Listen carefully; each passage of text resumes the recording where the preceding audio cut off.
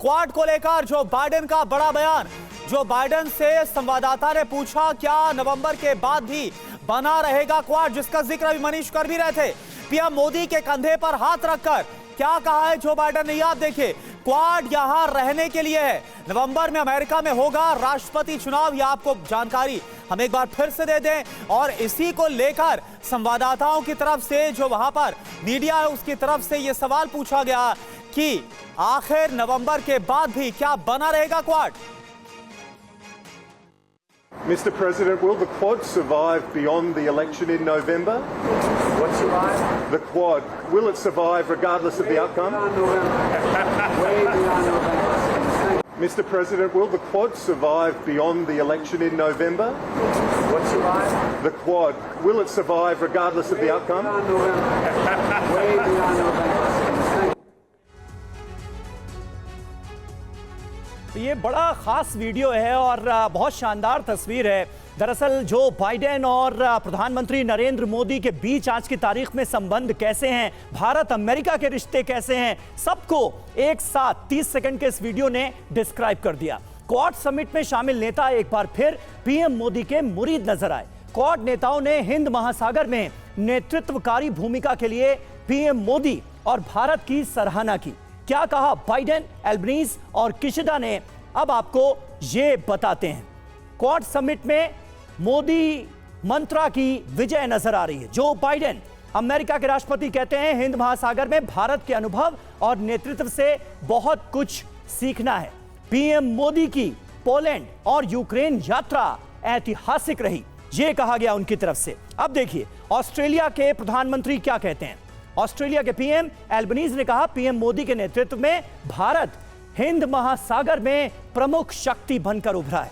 अगले साल पीएम मोदी की मेजबानी के लिए मैं उत्सुक हूं। वहीं फुमियो किशिदा पीएम जापान कह रहे हैं voice of global south summit में पीएम मोदी की पहल जो रही वो शानदार रही, उसकी वो तारीफ करते दिखते हैं। खाद्य और सुरक्षा, क्लाइमेट चेंज जैसी चुनौतियों के लिए भी उन्होंने अपना समर्थन जताया है।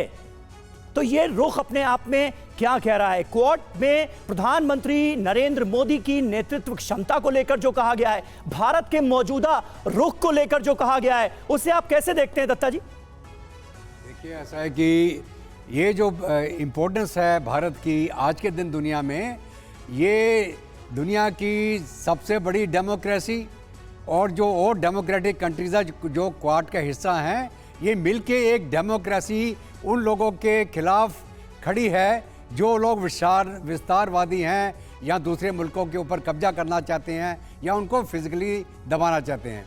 जो आज के दिन में भारत की इम्पोर्टेंस है इस इलाके में, सबसे बड़ी आबादी, सबसे युवा आबादी और हमारा पोटेंशियल जो आगे बढ़ने का है इंटरनेशनली, चाहे इकोनॉमिक्स में हो, चाहे टेक्नोलॉजी में हो या जो डिफेंस की फील्ड में हो, ये पूरी दुनिया आज के दिन में देख रही है। और ये चाहे हम यूएनएससी के मेंबर हो ना हो, लेकिन जो इंडिया की स्टैंडिंग इंटरनेशनल एरिना के अंदर है, ग्लोबल साउथ में है, और जो मुल्क है आज के दिन हिंदुस्तान को एक लीडर के तौर पे देखते हैं कि अगर कोई दुनिया के अंदर समस्या को हल कर सकता है तो भारत है। और आज के दिन में प्रधानमंत्री मोदी का वो स्टेचर है इंटरनेशनल लीडरशिप के अंदर, जो एक दुनिया की सबसे बड़ी डेमोक्रेसी के इलेक्टेड नेता हैं, जिनको सबसे ज़्यादा वोटें देके किसी दुनिया के लोगों ने प्रधानमंत्री बनाया है। इसके मुकाबले में दुनिया का कोई और नेता नहीं है जिसको इतनी वोटें पड़ी हों। तो इसलिए जो भारत की स्टैंडिंग है हमारे साउथ एशियन रीजन के अंदर इंटरनेशनली, और जो क्वाड की जो हमारी ये गठबंधन है, ये दुनिया के अंदर प्रोस्पेरिटी, शांति और तरक्की। बिल्कुल। और सर जो बाइडेन की तरफ से जेस्चर दिखाया गया, जिस तरह से हाथ रखा गया प्रधानमंत्री नरेंद्र मोदी के कंधों पर, ये दिखाता है कि कैसे जो भारत है वो एक सबसे इंपॉर्टेंट प्लेयर के तौर पर क्वाड में उभर कर आ भी रहा है। इस बीच एक और बड़ी खबर, क्वाड बैठक में यूक्रेन युद्ध पर भी चर्चा हुई है। ये बहुत अहम है। सभी सदस्यों ने जंग पर चिंता जाहिर की है। युद्ध का समाधान निकालने पर जोर दिया गया है। हम सभी ने युद्ध के बाद यूक्रेन का दौरा किया, यह बात भी सामने रखी गई स्टेटमेंट में।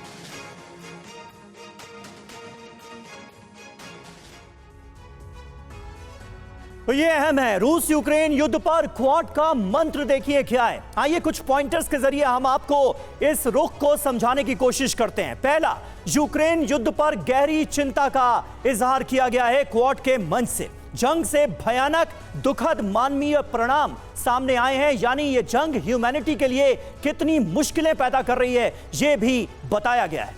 हम सभी ने युद्ध शुरू होने के बाद यूक्रेन दौरा किया, यह सभी की तरफ से बताया गया। इसके अलावा अंतर्राष्ट्रीय कानून के हिसाब से स्थायी शांति इस वक्त इस क्षेत्र में बहुत ज्यादा जरूरी है रूस और यूक्रेन के बीच। इसके अलावा संप्रभुता, क्षेत्रीय अखंडता, यूएन चार्टर के अनुसार समाधान होना चाहिए इस युद्ध का।